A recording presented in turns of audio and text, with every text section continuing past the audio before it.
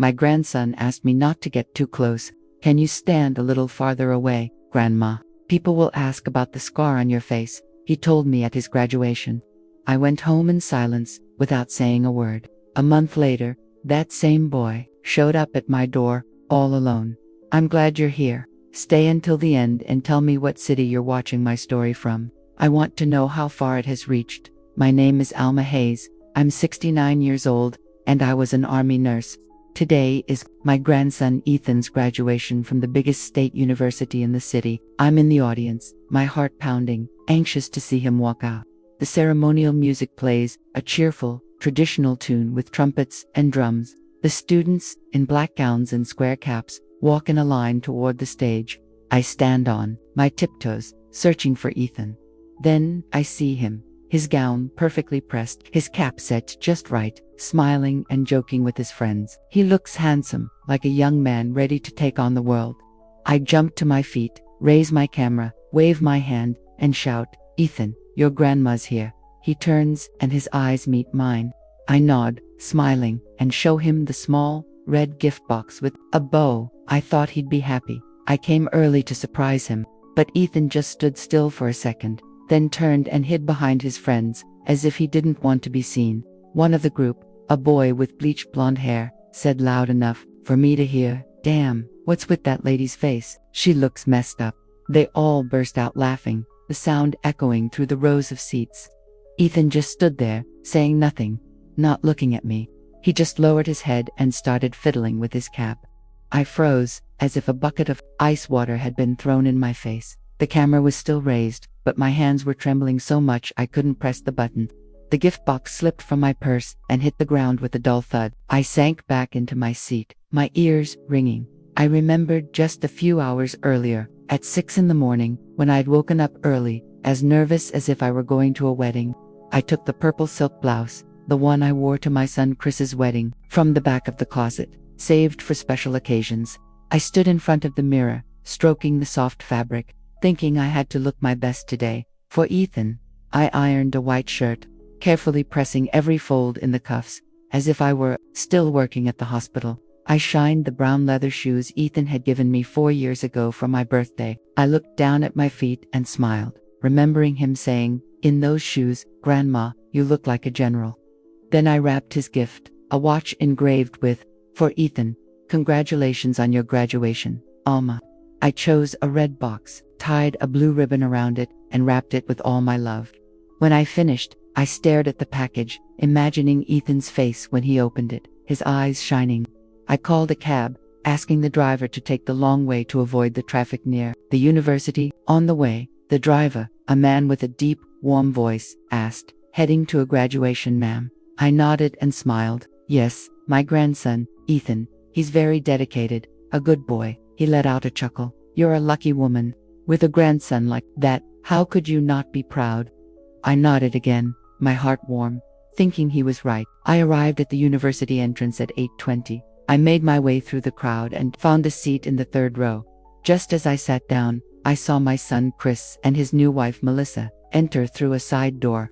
Chris was wearing a navy blue suit, one of those expansive Armani types, but the cuff of his shirt was dusty, as if he'd left in a hurry. Melissa was flashy in a bright red dress with a huge Gucci logo, her heels clicking loudly as if she were heading to a photo shoot. They stood a few feet away from me, without a greeting. Melissa looked at me, said something to Chris, and they both let out a mocking laugh. I pretended not to see. I didn't want to give it any importance. I took out my digital camera and tried to take a few pictures of the stage, my hands shaking with nerves. The woman sitting next to me, her hair completely gray, asked, "Who are you waiting for, dear?" I smiled and replied, "My grandson, Ethan. He's a good, hard-working boy. He's graduating today." The woman nodded. "Oh, how wonderful. My grandson is graduating this year, too. It's so exciting, isn't it?" I nodded, my chest full of hope, desperately wishing to see Ethan on that stage soon. But then, that moment, the laughter, the cruel comment, and Ethan's evasive glance, snuffed it all out. I just sat there, the gift box at my feet and the camera heavy in my hands. I wanted to stand up, to call out to him, but my legs wouldn't obey. In my entire life, I had never felt so out of place. As soon as the ceremony ended, the campus courtyard turned into a festival of celebration. Students in black gowns poured out, laughing, talking loudly, pulling their families in for pictures. I walked slowly through the crowd, clutching the red box tightly, my eyes searching for Ethan. I just wanted to give him the gift. To see him smile like he did when he was a little boy, and I'd give him caramel candies. I saw him in front of the main university entrance, right under the engraved sign. He was posing with his friends, flashing a victory sign, his face lit up with laughter. The group surrounded him, some holding up their phones, others shouting, "All right, smile, look sharp." I approached, held up the gift box, and called out, "Ethan, your grandma's here." The boy turned, but his eyes hardened when he saw me. I lifted my face, trying to see him clearly through the crowd, still hoping that what happened earlier was just because he was embarrassed that I'd stood up so suddenly during the ceremony. I smiled, raising the box higher. "I brought you this, honey." A girl in the group, her hair tied in a high ponytail, covered her mouth and whispered something in another girl's ear, but I heard her clearly. "Is that Ethan's grandma? She doesn't look like anyone in his family, does she?" The other one, a guy with long hair and an earring, let out a cackle. Someone must have dragged her face through the trash. "She looks like a villain from a horror movie." They all let out a sharp laugh, some turning to look at me with curious eyes. Ethan just stood there, silent, not turning, not introducing me to anyone. He just lowered his head, fiddling with the tassel on his gown. I took another step, standing right behind him, and placed my hand on his shoulder. "Ethan, take a picture with me, son," I said, my voice strained but cheerful. But he shrugged my hand off his shoulder and turned to say in a low voice, "Grandma, can you stand a little farther back? People will ask about the scar on your face." I stood frozen, my hand still outstretched, the gift box feeling like a stone. A freelance photographer in a striped shirt raised his camera and shouted, "Okay, everyone smile. 1, 2, 3. Ethan immediately moved to stand next to Melissa and Chris, leaving me more than 3 feet away. I was still there, an unwanted object in the frame. Melissa, in her bright red dress, leaned toward Ethan and said quietly, but loud enough for me to hear, "Don't worry, sweetie. We can just edit her out of the photo later." Ethan forced a smile, nodding. "Yeah, I think we're going to have to do that." Chris, standing beside them in his dusty navy suit, said nothing. He didn't look at me. Every word was like a knife, but I just stood there, my hand clutching the edge of my purple silk blouse. Ethan's friends started getting excited. One shouted, "Hey, let's go grab some pizza. The spot on the corner is awesome." Another clapped Ethan on the shoulder. "You're on, man. You're the star today." Ethan nodded, smiling broadly. The group started walking away, even inviting Melissa and Chris. Melissa turned to Chris, her voice shrill. "Should we go, honey? I'm starving." Chris nodded and walked with them. I was left in a corner, hugging the gift box, waiting for Ethan to turn around, hoping he would say, "Grandma, come with us." But Ethan just gave me a quick glance and said hurriedly, "I have to go with the group, Grandma. You go on ahead." "Okay." He didn't look at the box, didn't ask what I was going to do. I nodded, put the box in my purse, and gripped the handles tightly. Chris walked past me, paused for a second, and said in a cold voice, "Mom, today is a happy day for Ethan. Don't make it harder." I nodded again, without answering. I turned and walked through the now nearly empty rows of seats. A stranger, a woman dressed in a colorful floral print blouse, touched my shoulder and said softly, "Don't you worry, dear. Young people today don't understand sacrifice." I looked at her, nodded slightly, and forced a smile. "Thank you," I said. But my voice came out hoarse, as if something was squeezing my throat. I walked out the main doors of the school, the laughter, music, and student chatter echoing behind me.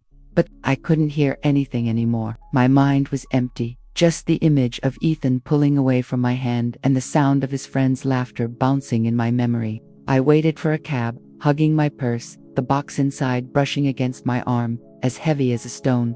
During the entire ride, the driver, a middle-aged man in an old cap, didn't say a word. I sat by the door, clutching my purse tightly. Outside, the city streets carried on with their usual rhythm, horns, exhaust, dust, but I didn't notice any of it. I just wanted to get home and close the door. When I arrived, I opened the door to my house, and the inside was silent. Only the ticking of the wall clock broke the stillness. I put my purse on the table and took out the gift box. It was still intact, the blue ribbon I had tied so carefully still in place. I looked at it for a moment, then carefully put it away, in a wooden drawer in the bedroom, next to a pile of old silk scarves. I didn't untie the ribbon, didn't tear the paper. I just closed the drawer, as if trying to hide it away. I took off the purple silk blouse and the white shirt and hung them carefully in the closet. I changed into my house clothes, a gray t-shirt and soft fabric pants, and went out to the patio to water the plants. The chili plant was withered, its yellow leaves falling to the ground. I took the hose and watered without looking, the water running over the red tiles and forming a long line, like an ink stain. I stood there, watering, until the tank was empty. Suddenly, the phone rang, cutting through the silence of the house. I dried my hands on my apron and went to the kitchen. The screen lit up. It was Ethan's number. I stared at the flashing name, my hand hovering over the answer button, but I let it ring. I didn't answer. A moment later, the phone buzzed. A text message appeared. "Grandma, I'm sorry about earlier. I didn't mean it. It's just ... I didn't know how to react." I read the message, every word a sting. I turned the phone face down on the table and didn't reply. I opened the drawer under the table and pulled out an old photo of Ethan and me. He was 10, and we were sitting by the pond near the house. He was wearing a toy soldier's hat, laughing his head off, and I was hugging him, my face dirty after playing in the grass. I looked at the photo for a full minute, tracing his smile with my finger. Then, I turned it face down, put it back in the drawer, and slammed it shut. Outside, the streetlights came on, their yellow light filtering through the window. I locked the front door without turning on the living room light. In the darkness, I dragged the old wooden chair to the window and sat down. The night wind blew cold, but I didn't move. I just sat there, my hands clasped in my lap. The next morning, I got up early, put on a light coat, and walked to the district hospital where I had worked as a nurse after leaving the service. I had a letter with me, written in a hurry the night before on a piece of graph paper, to withdraw from the senior volunteer group. When I got to the administrative office, I handed the letter to Danielle, the cheerful young doctor I'd known for a few years. Danielle took the paper, frowned, and asked with concern, "Ms. Alma, did something happen? I haven't seen you at the clinic in days, and now you're leaving the group, too." I looked at her, trying to keep my voice steady. "I'm getting old, Danielle. My eyesight is failing, my hands tremble. I can't help much anymore." She tilted her head, clearly not believing me. "You, old. Just last month you bandaged up that man who fell faster than I could. What happened? Tell me the truth." I shook my head and smiled wearily. "It's true. I'm tired, I need to rest." Danielle looked at me for a moment, then nodded and accepted the letter without further questions. "If you change your mind, just let me know, okay?" she said softly. I nodded and turned to leave. I took the bus home. It was crowded, the air thick with the smell of sweat and cheap perfume. I sat by the window, watching the street go by. Across from me sat a woman about my age, her white hair tied back with a floral scarf, and a little boy of about 7 or 8 in a superhero t-shirt. The boy looked at me, pointed, and said in a clear voice, "Grandma, did that lady have an accident? Her face is scary." The woman turned to him, her eyes apologetic. Johnny, don't say that," she murmured, and pulled him to sit farther away from me. She didn't look at me, didn't apologize. She just lowered her head and adjusted the boy's collar. I looked out the window, my hand clutching the strap of my purse. The bus rattled, the engine hummed, but all I could hear was the little boy's voice repeating in my mind. On Monday morning, I woke up at 5, as if my internal clock from my nursing days was still set. It was still dark, and I could hear roosters crowing from the next neighborhood. I went to the kitchen and made coffee. With the old aluminum filter, the strong aroma of black coffee filling the air, I broke off a piece of stale bread and chewed it slowly, finding no flavor. The house was silent, except for the dripping from the filter. I opened the closet and took out the digital camera from its box. The cord was dusty. I wiped it clean and plugged it in. The screen lit up, and I opened the photo folder from graduation day. There were only pictures of the courtyard, the rows of seats, and some blurry faces of strangers. There wasn't a single picture of Ethan. Not one. I deleted them one by one, until the screen was blank. I turned off the camera, wrapped it in an old silk scarf, and, climbing onto a chair, placed it on the highest shelf of the closet. where I could barely reach. I called the handyman in the neighborhood and asked him to remove the metal porch swing. He arrived with his cap on sideways and asked, "Ms. Alma, this swing is in good shape. Why do you want it gone? Aren't you going to relax out here anymore?" I shook my head and answered dryly, "No, take it down. I don't need it anymore." He nodded, without asking more, and started to dismantle it. That was the swing where Ethan and I used to lie and tell stories of demons and princesses when he was little. Now, looking at it, I just wanted it gone. In the afternoon, I went to the corner street market with my basket, intending to buy vegetables and a little pork. The market was crowded, filled with the smell of fresh fish, dried chilies, and the loud voices of people haggling. I stopped at a familiar vendor's stall, picking out a few bunches of cilantro and some tomatoes. The vendor, in a bright floral blouse, stared at me for a moment, her eyes scanning my face, and then turned to another customer. "What can I get for you, ma'am? You're next." I hadn't even paid yet. I just stood there, bewildered. Behind me, a customer with a shawl whispered to her companion, "What happened to that woman?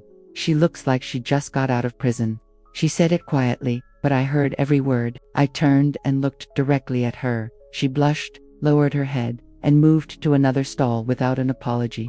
I left the exact change on the counter and told the vendor, "Here's for my things. Keep it." Then I took my basket and left without looking back. On my way home, as I turned the corner, a man on a motorcycle, in an old leather jacket, brushed past me. I fell to the ground, my knee hitting the curb and starting to bleed. He stopped his bike, picked it up, and ran toward me. "Oh, I'm so sorry. Are you okay, ma'am?" He looked at my face, his voice full of concern. I struggled to my feet, pulled up my sleeve, revealing a large scar on my arm. When he saw it, his gaze immediately shifted, and he said hesitantly, "I'm in a hurry. I'm really sorry." Then he got on his bike and sped off, leaving me there, clutching my aching knee. That night, I sat at the kitchen table and took an old, rusted tin box from the cabinet, where I keep handwritten letters from my comrades in the war. I took out a sheet, the paper already yellowed. It read, "Alma, thanks to you, I'm alive to see my daughter." That time, I passed out from blood loss. "You stopped the bleeding with your bare hands, remember?" The handwriting was messy, but I clearly remembered the author, a young soldier with bright eyes, always smiling. I folded the letter, put it back in the envelope, my eyes moist. I wiped away the tears, closed the box, and returned it to the cabinet. I went to the bathroom and turned on the light. The yellow lamp reflected my scarred face in the mirror. I stared at myself without blinking. Then I took an old silk scarf, put it over my head, and wrapped it around my face, leaving only my eyes uncovered. I stood there, looking at my reflection. I wasn't doing it because I was afraid of others seeing me, but because I no longer wanted anyone to look at me, not even myself. A week after the graduation, I was sitting at the kitchen table, drinking the last sip of my black coffee, when the phone buzzed. The screen lit up. A message from Ethan, sent at 10 o'clock at night. It read, "Grandma, I'm sorry for what happened at the ceremony, but I need you to understand. I'm starting a new job. I'm building an image. My friends ask what happened to you, and I don't know how to explain it. ... I read every word, my hand gripping the still warm mug tightly. He didn't call, didn't say it in person, just sent that message. I understood that he didn't want me in the pretty picture he was trying to create. I turned off the phone, left it on the kitchen shelf, and didn't reply. The kitchen was silent, only the ticking of the wall clock.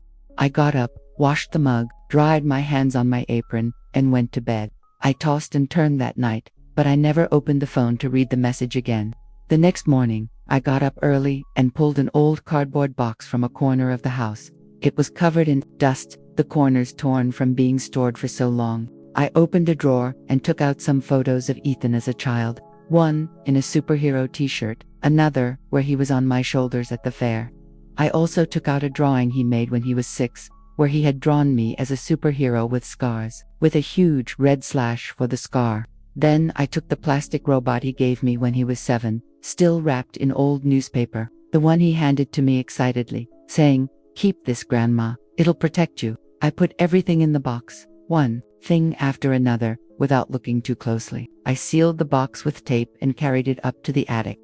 The wooden stairs creaked, dust rising everywhere. I placed the box in a corner, next to a pile of old things, and closed the trapdoor. without hesitation, without looking back.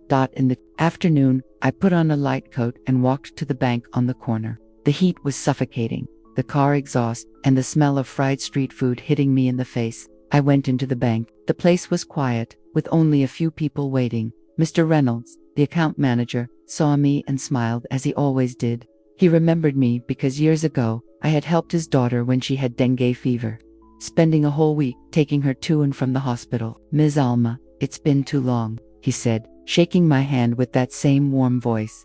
"Please, have a seat." "Tot, how have you been?" "Fine, Mr. Reynolds," I replied, sitting down. "I want to withdraw all my savings." He nodded, opened his ledger, then looked up and asked, "Ethan's finished college, right? Are you going to use the money to help him start his business?" I shook my head, my voice serene. "Yes, he's finished, but it seems he hasn't quite grown up yet." Mr. Reynolds was still for a moment, studying me, and then he nodded slowly. "I understand, ma'am. I'll get the paperwork started for you right away." He didn't ask any more questions, just lowered his head and began signing the forms. A little while later, he handed me an envelope with the money and said, "All set. Take care of it." "Thank you, Mr. Reynolds," I replied, put the envelope in my bag, and walked out of the bank. The sun was still strong outside, but I walked quickly, without looking back. That night, I sat at the kitchen table, took a blank sheet of paper and an old pen. Under the yellow light, I wrote a short, handwritten letter. "You don't need me anymore, and I don't have to keep clinging to a one-sided affection." I folded the sheet, put it in the drawer next to the tin box where I keep my comrades' letters. I didn't send it. I just stored it there and closed the drawer. I got up, turned off the light, and went out to the porch. The night air was cool, with the constant chirping of insects. I looked at the dry chili plant in the yard, now completely withered. I pulled it out by the roots, threw it in the trash can, and went to sleep. One overcast morning, with the sky covered in gray, the air smelled of damp earth. I took my thin wallet and went out, carrying nothing but a few loose coins. I walked slowly, my canvas shoes worn, the soles smooth, but I didn't care. I just wanted to get out, to leave the silence of the house behind. I stopped by the old coffee shop on the corner, the same one where I used to sit when I worked as a nurse at the health center. The place was small, with peeling yellow walls, and smelled of roasted coffee mixed with sweet bread. It was almost empty, just a few elderly people scattered at the tables. I chose a wooden table by the door and called out, "A black coffee, no sugar." The waitress, in a bright floral blouse, nodded, "Yes, right away, ma'am." She brought the coffee, a white ceramic mug with steam spiraling up. I took a sip, the bitter taste filling my mouth. As I held the mug, I noticed an old man, well over 70, with hair as white as chalk, sitting in the back corner, staring at me intently. He wore a plaid shirt, an old watch on his wrist, his eyes bright but trembling. I frowned, thinking he had mistaken me for someone else, and turned to look out at the street. A little while later, the man stood up, walked toward my table leaning on his cane, and spoke to me in a shaky voice. "Excuse me, are you Nurse Alma Hayes, from the Sierra Norte Battalion?" I looked up, set my mug on the table, and frowned. "And you are?" Hughes trembling, his eyes even brighter. "Arthur Vance Infantry. I took shrapnel in my leg, near the road to Waiakukatla. You were the one who stopped the bleeding and carried me back to camp." I was silent for a few seconds, the memories rushing back like a gust of wind. Back then, smoke covered everything, the explosions were deafening, and I was dragging Arthur through the rubble, my hands soaked in blood. I looked at him, and nodded slowly.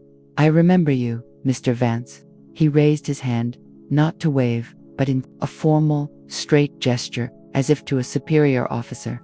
"Thank you, Ms. Alma," he said, his voice breaking. "You saved my life." The coffee shop fell silent. A few of the other elderly patrons turned to look. A woman in a floral shawl smiled faintly and said to her companion, "They're the ones who fought to give us peace." The other person nodded, their eyes shining. "True heroes." Arthur sat down across from me, pulling a black and white photo from his old wallet, the corners worn. In the picture, there were 4 people in uniform, dirty, saluting with their caps held high next to a crushed truck. I recognized it immediately. I was there, my left arm bandaged, the scar on my face still fresh. Arthur pointed to my figure in the photo. "Look, there you are. You weren't afraid of anything that day." I looked at the photo without saying anything. He continued, I thought you had died. Every year, at the ceremonies, I always mentioned the nurse with the burned face and the hands that never gave up. The waitress, who was nearby, had been listening intently and asked with wide eyes, Really, Mr. Vance, was she a nurse in the war? Arthur nodded, smiling with pride. Of course, she was. Kid Miss Alma was a legend to us. I shook my head and interrupted him. Now, don't exaggerate. I was just doing my job. He let out a laugh and slapped the table, with his hand still as humble as ever. Listen, this Tuesday there's a ceremony at Liberty Park. If you could come, it would be wonderful. Everyone would be so happy to see you. I took a sip of coffee and nodded gently. I'll think about it, Arthur. Thank you for the invitation.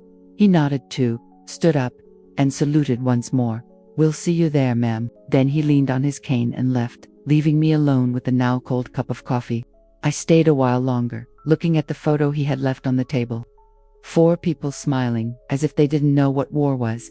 I folded the photo, put it in my wallet, paid for the coffee, and went out into the street. The sky was still gray, but I walked with a lighter step, as if I had just recovered a part of myself. On Tuesday morning, I got up early, stood in front of the mirror, and smoothed out my light green denim jacket. The shoulders worn but clean, my black boots, shined the night before, were neatly placed by the door. I tied my hair back, looked at myself one last time, and thought that today I had to look like the old Alma Hayes, the army nurse, not just the grandmother. The weather was cool, with a soft sun filtering through the clouds, as if inviting me out. Arthur picked me up in an old military jeep, painted a faded green, its engine roaring loudly. He wore a cap with a visor and smiled, squinting his eyes. All right, Ms. Alma, in that outfit, you look like a general. Ready? I got in, smiling faintly. Stop with the nonsense. Let's go. I don't want to be late. He accelerated,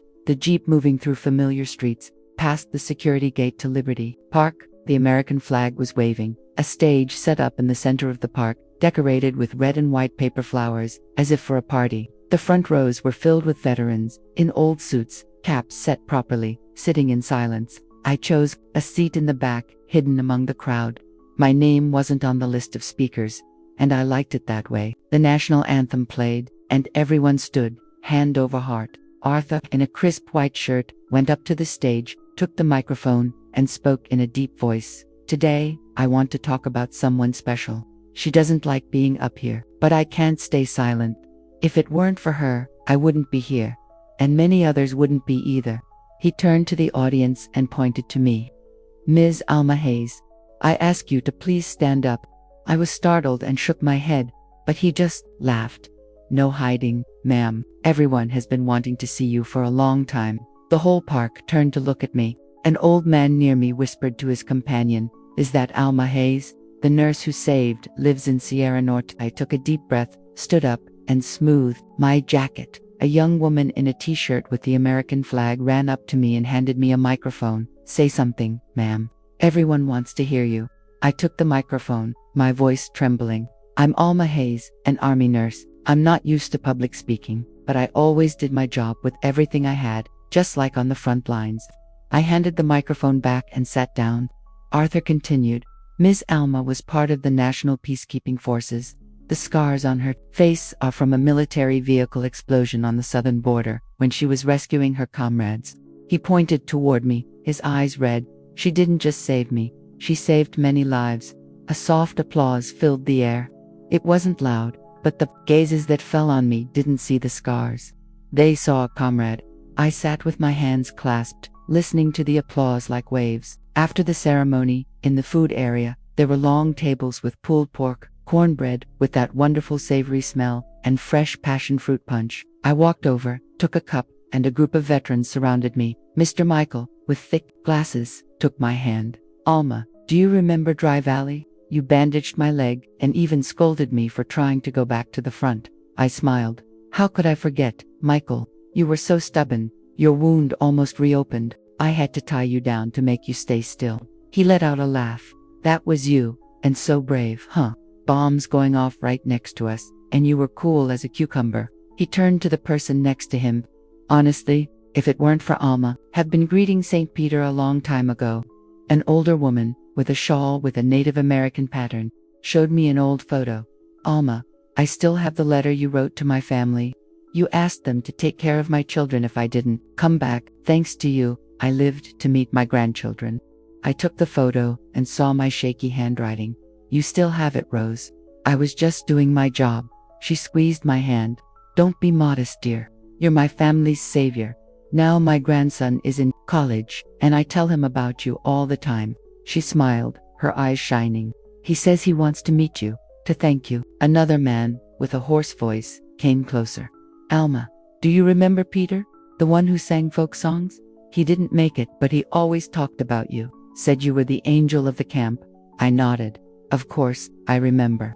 Peter's voice was so strong. He'd sing, "This land is your land," and make us all laugh. He smiled and patted my shoulder. Good that you remember. Now that you're here, I'm sure Peter is smiling from somewhere.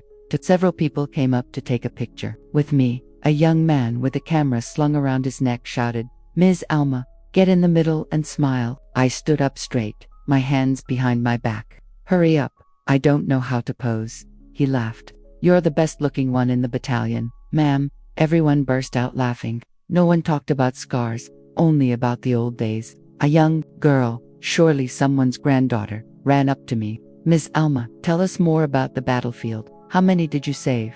I shook my head and smiled. I didn't count, honey. I saw someone hurt, and I acted. That's what a nurse does. She nodded, her eyes shining. I want to be like you. Will you teach me? I put my hand on her shoulder. If you want to be a nurse, you have to study. But remember, it takes heart, not just hands. She nodded vigorously. Yes, I'll remember that. I stayed in the park until nightfall, talking with everyone, as if I were reconnecting with my old self. A white-haired veteran told me before he left, Alma, life is like a cactus, full of thorns, but it also blooms in the desert. You are the most beautiful flower we've ever known. I smiled and nodded, thinking he was right. To live is to bloom, even if it hurts. When I got home, I opened the closet and took out the medal I had put away long ago. I dusted it off and hung it on the wall, next to the family photo, not to show off, but to remind myself who I am, Alma Hayes, nurse, survivor, savior. I looked at the medal for a moment and then went to sleep, feeling at peace for the first time in many days. One afternoon, more than a week after the memorial ceremony, I was sitting on my porch pruning the branches of a bright red bougainvillea, the scent of fresh leaves floating in the warm, humid air. The shears snipped with a dry snap, and petals fell slowly onto the patio floor. Suddenly, I heard the squeak of bicycle tires stopping in front of the gate. I looked up and saw Ethan standing there, his hand on the handlebar, not daring to enter. He was wearing a well-ironed white shirt, his patent leather shoes gleaming, but his face held a nervous expression, like a child caught doing something wrong. He was on the other side of the gate, looking at me without a word. I looked down and continued pruning, my movements slow, not inviting him in. After a moment, Ethan cleared his throat and spoke softly. "Grandma, I want to talk to you." I stopped cutting, wiped my hands on my apron, and went inside without answering. But I left the door ajar, enough for him to understand the gesture. Ethan followed me in, his steps firm on the tile floor. In his hand, he held an old photo, him and me when he was a boy, sitting by the pond, wearing a toy soldier's hat, laughing with our mouths wide open. The photo was worn, the corners bent. I poured a glass of water from the clay jug, placed it in front of him on the kitchen table, and sat in the chair opposite him. Ethan hesitated, his voice low. I didn't know what to do. At the graduation, my friends said stupid things. I froze. I didn't know how to act right. I remained silent, my hands clasped on the table, looking at the boy.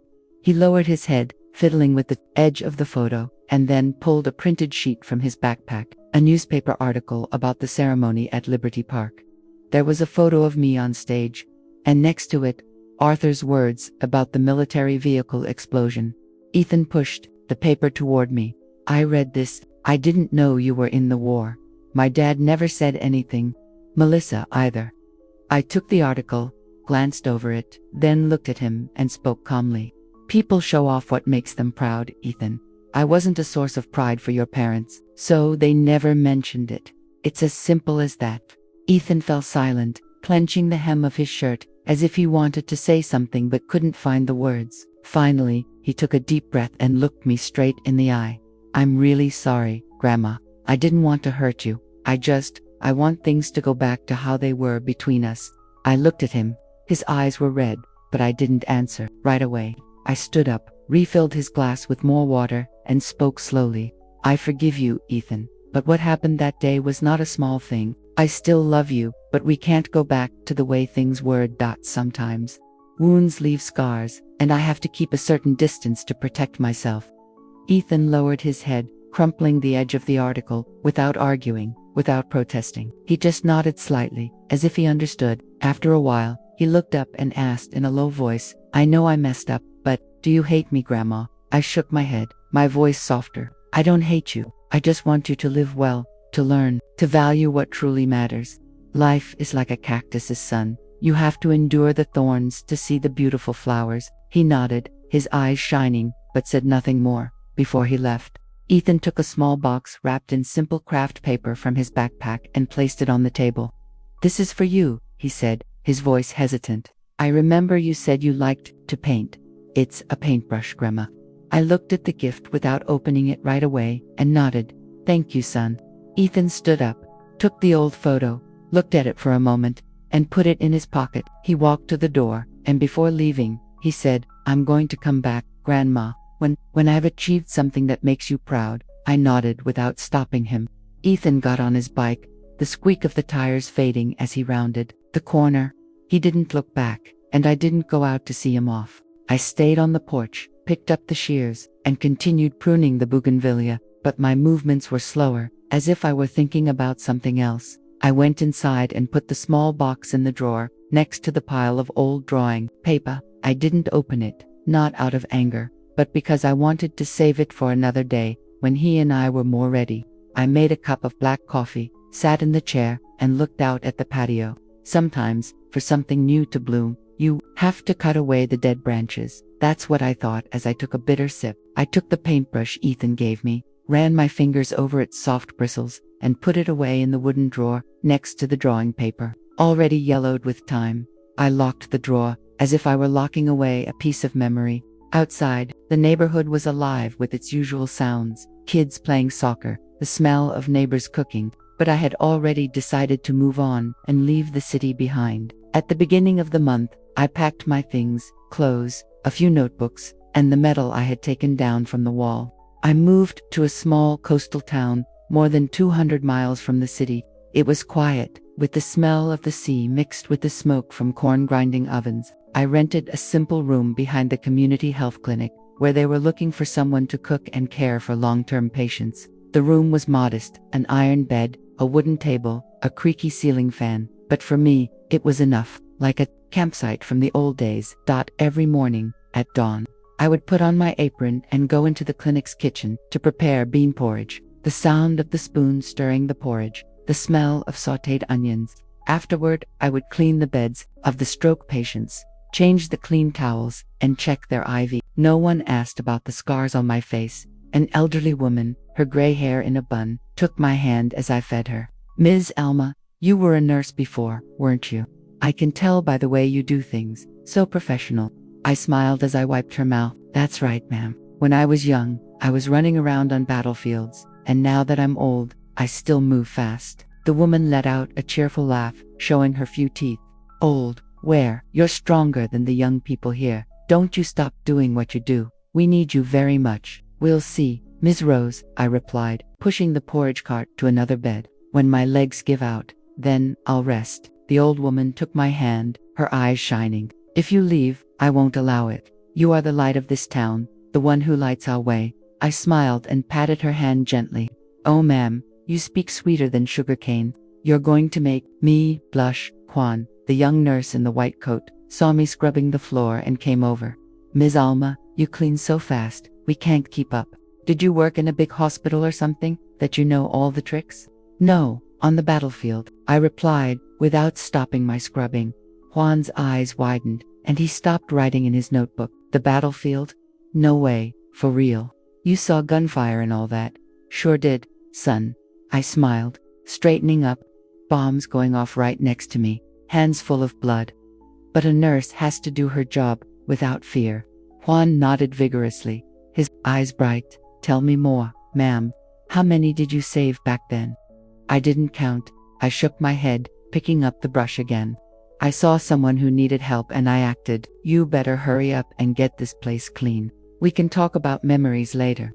Juan let out a laugh and clapped me on the shoulder. You're a badass, ma'am. Tomorrow I'll bring you some good coffee, but you have to keep telling me stories, okay? Deal, but make sure it's good coffee. I winked. He laughed and went to check on his patients. Ethan sent me messages every week, always on Saturday night. Short ones. How are you, Grandma? I just got hired at a new company. Or, I had tacos today, reminded me of the ones you used to make. I would read them and reply briefly. I'm well. Congratulations. Or, if they were good, I'm glad. No reproaches, no over-the-top affection. I wasn't angry, but between him and me, there was now a distance, like the sea, close, but far away. Once, Ethan sent a longer message, right when I was sitting in the rocking chair on the porch, watching the sea glitter under the moon. Grandma, I want to come see you. I have the weekend off. I can take the bus. Send me your address. I'll bring you those pastries you like. I typed slowly, letter by letter. There's no need, Ethan. I'm fine. You live well. Be a good person. That's enough to make me happy. I sent it, turned off my phone, and left it on the wooden table. A few days later, during my break, Luz, the young nurse with her hair tied up high, sat next to me on the bench outside the clinic. She was eating a tamale, chewing as she said, Miss Alma, don't you miss your grandson, living here all alone? He's grown up now. You should go live with him, so he can take care of you. I took a sip of passion fruit juice and smiled faintly. I like it this way, Luz. Free, not depending on anyone. Life is like the sea. You have to learn to swim on your own, without waiting for someone else to pull you to shore. Luz nodded, taking another bite of her tamale. Those are beautiful words, ma'am. But I'm sure your grandson loves you very much, right? Why don't you let him come visit? He loves me, of course, but everyone has their own path, I replied, wiping my mouth with a cloth napkin. I chose this one. He must choose his. That's life, honey. Like a cactus, you have to grow alone in the desert. Luz laughed, her eyes shining. You're a real old-school tough lady. But if I were you, I'd miss my home so much. Don't you miss the city? I miss it, but I don't regret it, I replied, standing up. Come on, back to work. The patients are waiting. Luz got up, laughing, and followed me. You never stop. Can I learn from you, ma'am? Learn, I winked. But remember, it takes heart, not just hands and feet. I started taking walks along the seashore every afternoon, wearing a wide-brimmed hat and a light scarf covering my face. Not out of shame, but because the coastal sun burns strong. It stings your skin. The waves broke with their constant sound, and the smell of grilled fish drifted from the stalls. I would collect a few shells and put them in a cloth bag. Mr. Carlos, the man who sold fresh coconuts, would chop with his machete, thwack, and when he saw me, he'd wave. Ms. Alma, a nice cold coconut. Free for you, the new lady in town. Thank you, Mr. Carlos. I'd reply with a smile, waving my hand in refusal. Maybe next time. I just came out for a walk to stretch my legs. He'd nod and let out a laugh. All right, but you won't get away next time. If you don't take it, I'll tell the whole town you're cheap. Oh, don't threaten me like that. I'd laugh and keep walking. We'll see if I don't tell everyone your prices are too high. He'd laugh loudly, raising his machete in a salute. You really give me a run for my money, ma'am. With the fine sand under my feet, I'd take off the scarf and let the sun hit my face. This town, its people, they made me feel like I belonged here, that I was no longer a stranger like on that graduation day. I stopped for a moment, watching the waves break, and thought, every wave finds its shore, and I have found mine too. One afternoon, with a clear sky, I sat in the rocking chair on the porch, under the golden sun of the coastal town, a leather-bound, untitled notebook in my hands. The wind carried the smell of salt and the murmur of the sea. I opened the notebook and began to write my story. Not to show off, but to see myself clearly. Alma Hayes, the one who survived the war, the wounds, and now found a new place to stay. I wrote slowly, with crooked letters, as if telling everything to an old friend. I used to think that life was only worth living if I was loved, if I was valued. But now, with the pen in my hand, I understood that value comes from within.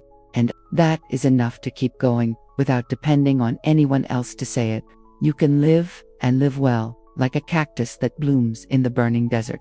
Life is like the sea, sometimes rough, sometimes calm, but it always finds its shore. At the health clinic, I met Violet, an 8-year-old girl with 2 tight braids, who had burned her hand with boiling water. Every time I had to change her bandages, she would cry her eyes out, her face swollen. That day, I sat by her bed, took a clean gauze pad, and carefully began to remove the old bandage. Violet huddled against the pillow, trembling. "Ms. Alma, I don't want you to change the bandage. The scar is going to be so ugly, everyone will be scared of me." I stopped, looked at her, and then rolled up the sleeve of my blouse, revealing the long scar on my arm, from my elbow to my wrist. "Look, Violet," I said, pointing to the mark. "I have one too, just like you." The little girl's eyes went wide. She forgot her tears, and she gently stroked my arm. "Really, ma'am? Did you get burned? Did it hurt?" "Of course it hurt, sweetie," I said, smiling as I continued to change her bandage. "I got hurt back then, but I stayed alive. Very much alive. The scars didn't make me weaker. They made me stronger." Violet nodded, her eyes shining. "So, am I going to be strong like you too, even if I have scars?" "Of course," I winked as I adjusted the new bandage.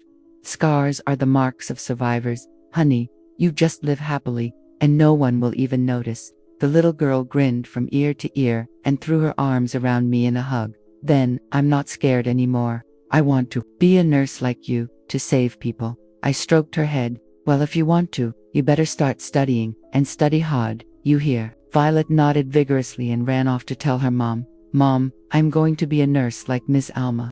Ethan continued to send handwritten letters, one every month, with handwriting that was neater than when he was a boy. The most recent one arrived yesterday. I opened it while sitting by the stove, the smell of bean porridge filling the air. The boy wrote, "I told them about you in a job interview when they asked who I admired. They were silent. Then they said they would always be grateful to those who protect life, like you. I'm proud of you, even though I never told you." I folded the letter, put it in the old tin box, without replying immediately. But this time, I smiled. I hung a new photo in my room, one of me with the elderly patients from the clinic, holding up paintbrushes, painting scribbles on a white wall. That day, Mr. Jose, the man who'd had a stroke, held the brush with a trembling hand and painted a huge flower. He laughed, his voice hoarse. "Ms. Alma, you taught me to paint. I'm a painter now, huh?" I let out a laugh and handed him another brush. "You, a painter? Paint a tree too. Don't leave the flower all alone." Ms. Rose, in her wheelchair beside him, chimed in. "Alma, organize another painting class. We may be old, but we still want to learn. You're the best teacher in this town." "Bah, I'm no teacher," I said, waving my hand, though I was smiling. "But if you want to paint, then paint. In this life, it's never too late to pick up a brush." Rose nodded, and with a stroke, she drew a curve. "You're right. To live is to try. Like making a good stew, you have to taste and taste until it's just right." Everyone laughed, the sound filling the room. No one in the town knows I was in the war, that I walked through smoke and bombs. They only know me as Miss Alma, the one who makes good porridge, who keeps the beds clean, who's always telling jokes. No one pushes me out of their life, and I no longer feel out of place. One afternoon, I went for a walk on the beach with my wide-brimmed hat and light scarf. Mr. Carlos, the coconut man, was chopping with his machete, thwack, and saw me and waved. "Miss Alma, are you having a coconut today, or should I tell the town you're cheap?" "Oh, you're threatening me again," I said, laughing, stopping. "Give me one, but make sure it's sweet, you hear? If not, I'm giving it back." He let out a loud laugh and handed me the cold coconut. "Sweet as the love of this town, ma'am. Having you here does us good. With you, the clinic has the soul of a mother." I took a sip of the coconut water, icy and refreshing, and nodded. "Thank you, Mr. Carlos. But I'm no mother. I'm just an old lady who works because she likes to." He shook his head and pointed at me. "No, you're the heart of this town. People like you, with or without scars, make us feel at home." I smiled without replying, but his words left me feeling light. I am Miss Alma, the woman full of scars, but no longer forgotten. If someone asks, I'll tell them about the war, about the days of blood and smoke. But if no one asks, That's fine too. I am living this new life that I chose, like a ship that has found its harbor. That is my greatest victory, and I know it's worth more than any medal. 3 years have passed since I arrived in this coastal town. My home is now a small wooden room next to the community clinic, with a tin roof and plank floors that creak when I walk. The salty smell of the sea seeps through the walls and mixes with the aroma of the coffee I make every morning. Life here is simple, like the bean porridge I cook for the patients, unpretentious but comforting. I usually go to the pier at dawn with my wicker basket to buy fresh fish. The market is a bustle of noise, shouts from the vendors, the smell of fish and squid mixed with the smoke from a nearby taco stand. Mr. Paco, the old man, at the fish stall with a white beard and a frayed shirt, smiles when he sees me. Ms. Alma, the jackfish is great today. I'll give you 2, yes? Just 1, Mr. Paco, I reply, picking a shiny one. I live alone, I wouldn't finish it. He lets out a laugh and wraps the fish in a banana leaf. Oh, you're so modest. A woman like you has to eat well. You take care of all of us. Now, don't exaggerate, I say with a laugh, waving my hand. I don't take care of anyone. I just do my job. He winks as he hands me the fish. Ma'am, you're a treasure. Here, nobody asks for your last name. Nobody asks about the scars. To us, you're Miss Alma, and that's enough. I nod, pay, and leave. No one at the market asks about the marks or the past. They call me Ms. Alma, and that's enough for me. Every Tuesday afternoon, I teach first aid to the town's children, for free, in the clinic's courtyard. The little ones, some in straw hats, others barefoot, crowd around, their eyes shining. I show them how to bandage a wound, how to stop bleeding, with a firm voice. Remember, you have to press hard on the cut. Don't be afraid of the blood, okay? A boy with a loose tooth raises his hand. Miss Alma, where did you learn all that? Were you a hero nurse, for real? I smile and hand him a roll of gauze. Me, a hero, Johnny. No, I learned it on the battlefield, saving people. If you do your job well, you'll be a hero too. The little girl with braids next to me jumps into the conversation. Tell us a war story, ma'am. Was there really gunfire, like bang bang? Yes, but it's not as fun as in the movies, I reply, as I tie a practiced bandage on her arm. You're better off learning first aid. Saving someone for real is cooler than in the movies. The children burst out laughing, started calling me hero nurse, and ran off to show each other how to put on a bandage. On the weekend, I joined a group of older women to make vegetable preserves, peppers, tomatoes, onions, to sell at the street market. The market was crowded, smelling of fried tortillas, and mariachi music blared from the speakers. Ms. Maria, with her floral scarf around her neck, said to me as she stirred a pot of pickles, Ms. Alma, yours is spicier than anyone's. What do you put in it? Tell me your secret. There's no secret, I replied, laughing, as I put peppers into a jar. Just a lot of love, like when you make a stew for the whole family. She let out a laugh, clapping. Oh, you say it so beautifully. Next time, I'm inviting you to my house to make stew together. Deal? Deal. But there has to be passion fruit juice to go with it. I winked. If not, I'm not cooking. Done. A whole bucket of passion fruit juice. Ms. Maria laughed as she handed a jar to a customer. Working with them made me feel like a cactus, putting down new roots, firm in the sand. From time to time, I would write letters to young wounded soldiers in the state hospital, sending them through the clinic. Short letters. Something like, hang in there, you will heal. Don't be afraid of the scars. They are the marks of survivors. I didn't sign them, just put them in envelopes and gave them to the nurses to deliver. A young nurse, seeing me write, asked, Ma'am, who are you writing to? They're long. Is it someone in your family? No, they're 4 young soldiers, I replied, sealing the envelope. I was one of them once, and I want to help a little. She nodded, smiling. That's so kind of you, ma'am. I'm sure the boys are happy to read them. I shook my head, putting my pen away. If it brings them joy, that's good. They don't need to know who I am. Ethan still wrote every New Year and on my birthday. Handwritten letters, with increasingly mature handwriting. I read them all, saved them all, in the tin box next to my notebook, but I didn't reply. Not out of anger, but because I had already said everything on the day he stood behind the gate. I found out he got married from an old message. I didn't go to the wedding, just sent an unsigned congratulations card in the mail. One cool winter morning, I was cleaning a table at the clinic when a young woman in a floral dress with her hair pulled back walked in. She introduced herself. "I'm Lucy, Ethan's wife. I'm looking for Ms. Alma." I stopped cleaning and looked at her.